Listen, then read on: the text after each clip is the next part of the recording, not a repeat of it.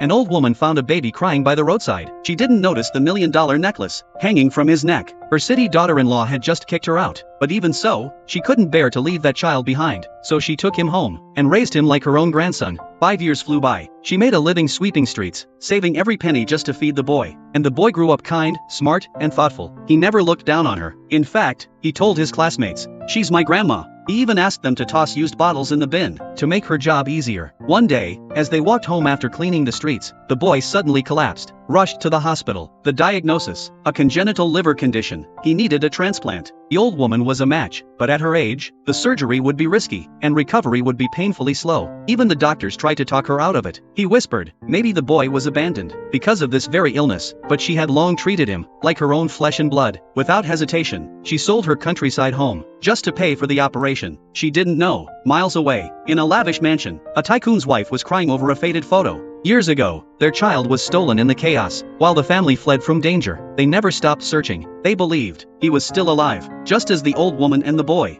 were wheeled into the ore, she is determined to save him, even at the cost of her life. The tycoon received news. The city hospital just received a case of a 6-year-old boy, and his necklace is identical to Ryan's. Really? Yes. He was adopted by an elderly woman and just had a liver transplant. Prepare the private jet.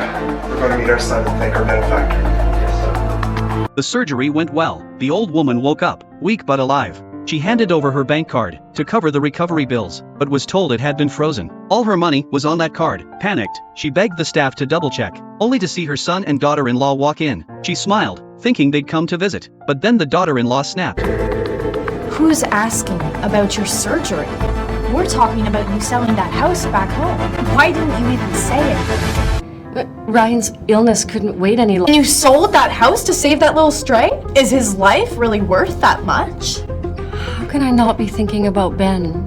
All the money I saved from doing jobs, I sent to you. I used all of my life savings to help you get married and buy a home. My son is your real blood-related grandson. All your money should be ours. You old hag, always chasing after money. She grabbed the old woman's remaining savings and dragged her husband away. The woman collapsed to the floor in tears. My illness can wait, but please, leave $20,000 for the boy. They didn't even look back. Overcome with grief, the old woman faints. Just then, Ryan's biological parents arrived, with the country's best doctors. A week later, she woke up in a private suite, and the boy took her hand. It's perfect for your retirement.